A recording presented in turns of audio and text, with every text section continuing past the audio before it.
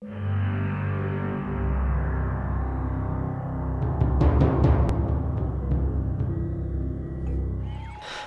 and welcome to another Red Resurrection 1v1 video. This is actually the first of a best of 3 between Morton here, who I'm looking at now as Japan, and Sovereign as Yugoslavia here.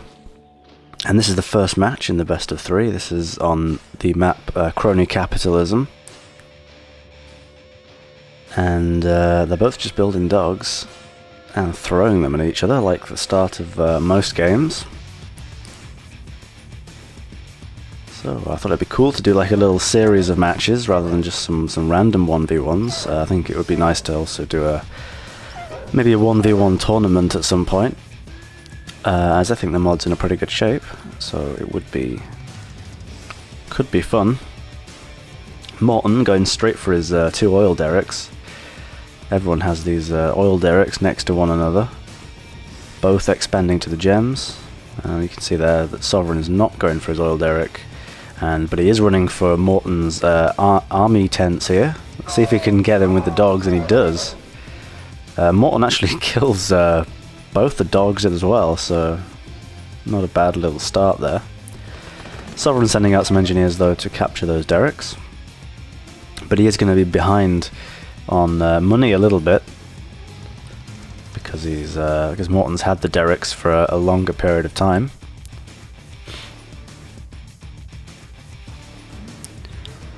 Maybe you can see that reflected in their money a little bit.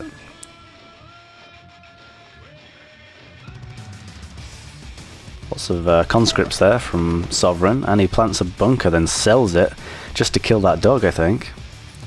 Kind of an interesting strategy, I guess. I'm not sure if it's entirely worth it, but I guess if he wants to stop the scouting that much, then it is. I guess when you sell it, you actually kind of get 300 credits back from the bunker, and you also get the 2 conscripts, which is 120. So actually, you only lose out on some money, whatever that is. 180 credits is what you lose, right? And looks like he's expanding towards the gems. They're probably going to place a barracks on top of the hill, and then another refinery to try and collect those gems, and Morton is doing the same thing on his side, so kind of mirroring one another, keeping pace as well. They both seem to have the same amount of buildings, and although Morton's gone for T2 and Sovereign has not, it looks like he's going straight for another refinery, I think, is what I saw on the Conyard. He's definitely built another barracks to expand. This army tent's going to go straight down by those 2 scorches. Morton's got a lot of Guardian GIs and infantry surrounding his power plant and arsenal there. But actually, Sovereign's secured the high ground here, and he's going to be able to rain fire on that war factory, I imagine. It's pretty close to the cliffs. Pillbox though takes out a couple of finishes off a couple of scorches, but yeah, Sovereign's putting infantry in those scorches, so they're going to be able to rain fire on the war factory. And Sovereign has expanded up to the hill there with the refinery next to the 2nd gem patch, so he's going to have a pretty decent income. War factory goes down, so that's a pretty big setback for Morton, but it's definitely not the end of the world. He just needs to be pumping out infantry. He's got quite a lot of money, and he's playing as Japan, so they get Rikishi, which are powerful T2 infantry.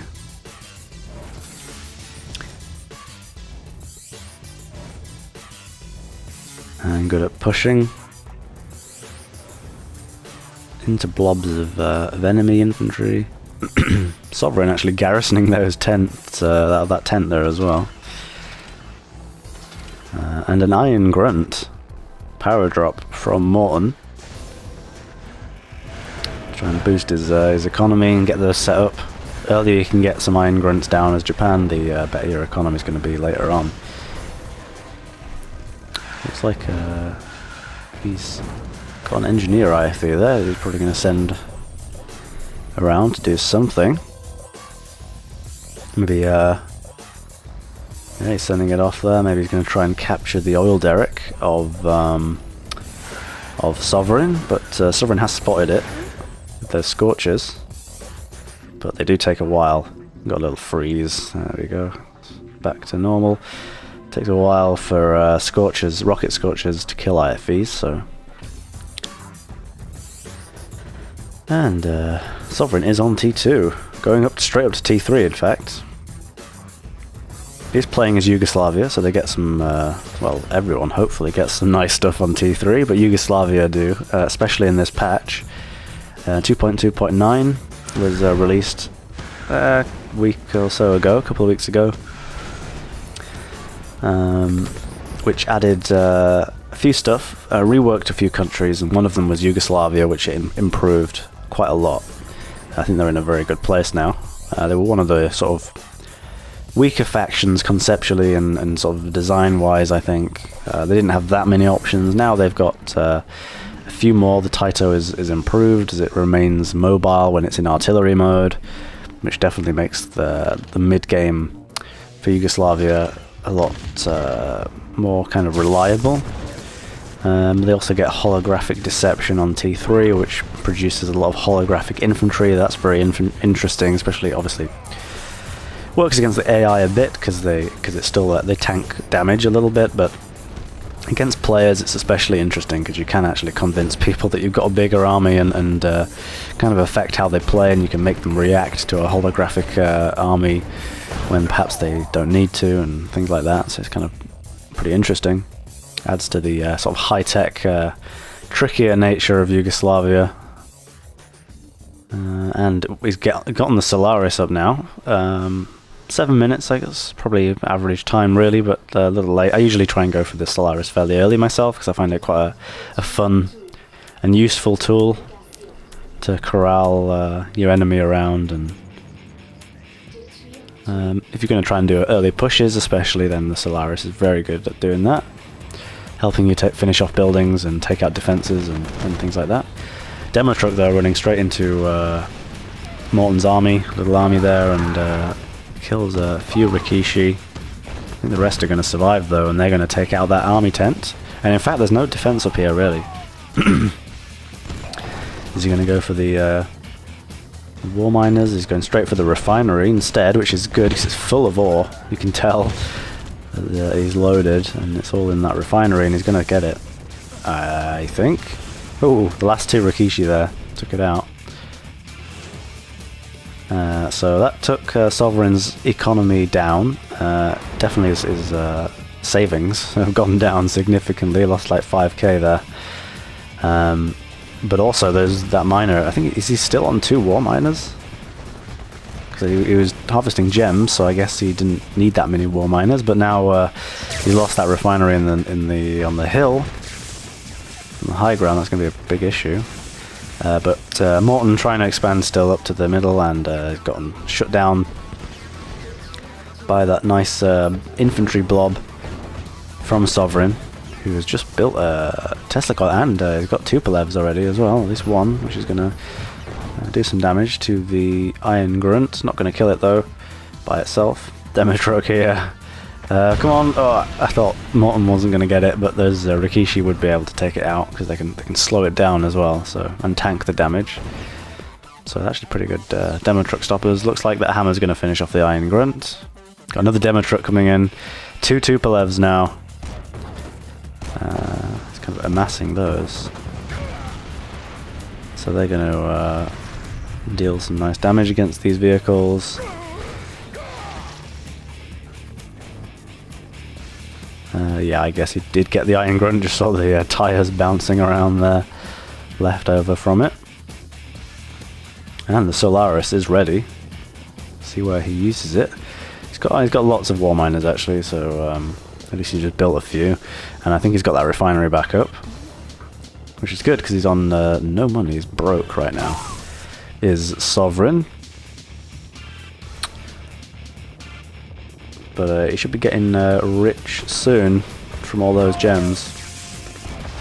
Morton sort of trying to cling on to the high ground a little, but never been quite successful. He doesn't have much of an army, despite having 7,000 credits right now. Morton is not producing a whole lot. He is using the Disruptor though, and the Disruptor's contamination ability, which you can cast it on enemy vehicles, and this is a change from the recent patch as well. Disruptors no longer have the homing kind of missile, which kind of made the unit fairly generic, and yeah, I wanted to make Japan have to kind of do some more interesting stuff, because they got a little boring around T3 in my opinion.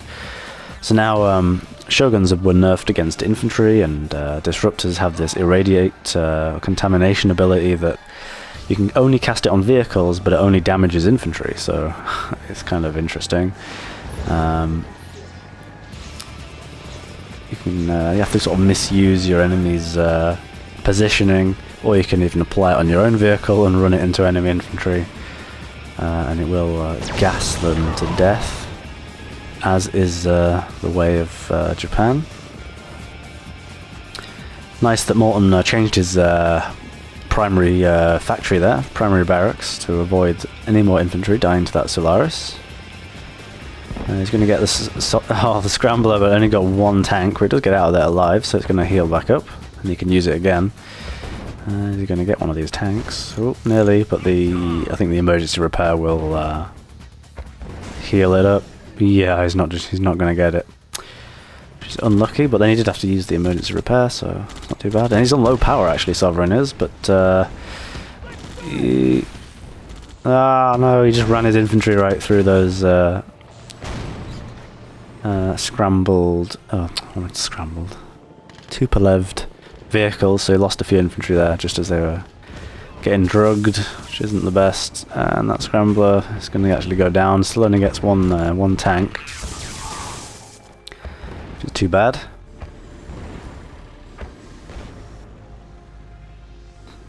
But he's pushing out Sovereign's miners there from the middle, because actually Sovereign has mined out most of those gems now. God, these Tupolevs, they're kind of wrecking Morton's vehicles. He's not able to get up a blob of vehicles, but he's also not building that many infantry. And there you just saw the holographic deception right in front of Morton's eyes, probably spawn a load of holographic infantry, which do absolutely no damage at all. But they do tank some shots, and they make you look pretty big and strong.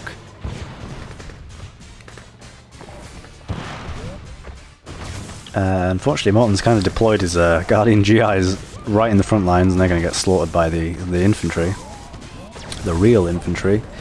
But yeah, Rikishis are pretty good. They've taken out a bunch of infantry. Not the most efficient use of the Liberties there, but kind of held off that attack there. Although I think he could continue to push if he wanted to, and probably take out one of the pillboxes. Maybe take out some of those miners that are in the, well, that miner that's just sitting there outside the refinery. Not that Morton needs the cash, he's got the money. Sovereign is still kind of broke. Broke as a joke. And Tupolev's there on the miners. Is he going to get, he gets one. Oh, he didn't actually get that one. But he did get that one. Okay. Oh. Christ. Oh, picked off a tank with the Shogun there, that's nice.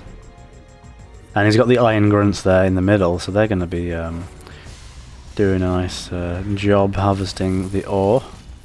And he's starting to build more infantry, which is what he needs. He needs a blob of units and to push out Sovereign from the middle. Solaris is ready again. And Taitos. Unfortunately, the Observer cannot see cloaked units. But there is a Taito on the field, which means, well, Morton is building IFVs, so I'm not sure if he saw it or if he just obviously is preparing for the inevitable, because he is playing against Yugoslavia, so you want to build some detectors, keep them around your base, ideally.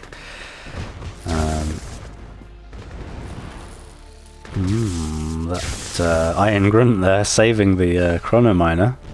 And whoopsie daisy, Morton just applied the Glacial's shield to some infantry, and that does nothing, so he kind of wasted some money there. I think it's 1,000 credits, which is a shame, but he's got the money to spare, so I guess not too big of a deal right now. I think he wanted to drug them, which he ended up doing, but kind of his infantry just got killed. And there are the Taitos. They just took out T3. Gonna get T2, most likely. And there they go, off into the sunset. Or not, because IFVs can detect, so those IFVs, which are also being cloaked by the disruptor of Morton's, are going to chase down these units. And actually, I mean, contaminating those Taitos doesn't do any damage, but actually I think it does force the unit to be revealed, so the Taito won't be able to cloak again, so that's actually not a bad use of it, to stop it from cloaking. It's kind of an interesting little side effect. And I think that disruptor is dead. Well, he killed one of the Tupolevs, but gonna lose that disruptor. And Sukhoi coming in, and oh god, oh, got 2 power plants with one run by there because they were both damaged. That's real lucky and cost efficient. Oh, well, lost it. So actually, in terms of money, I guess that wasn't quite worth it, but it is pretty good to kill 2 power plants. So it's actually allied power plants because they provide more power, and the allies really rely on them a lot more. Whereas most Soviets can build nuclear reactors, although you can't as Yugoslavia. Sovereign lost a war miner there in the middle, but that Tesla coil is going to be a pain in the arse, and Morton would need to take that out if he wants to push Sovereign back.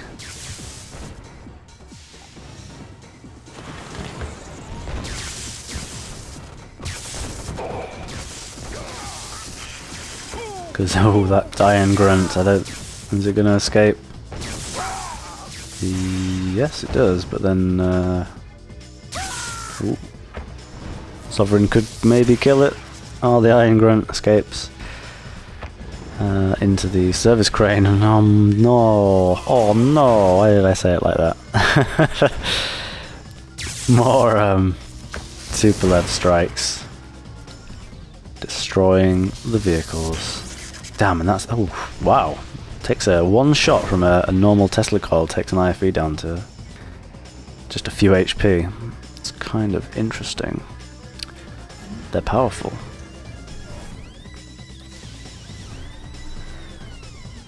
Pretty powerful.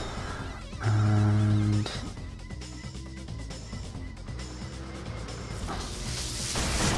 no, just walked into range of those Tesla coils, which are being boosted by Tesla elites, and boosting Tesla coils increases the damage, increases the range. They're just better. And that's kind of a formidable, and Morton's actually calling GG there, and I don't quite blame him in this little situation here. So the first of this best of 3 is going to go to Sovereign.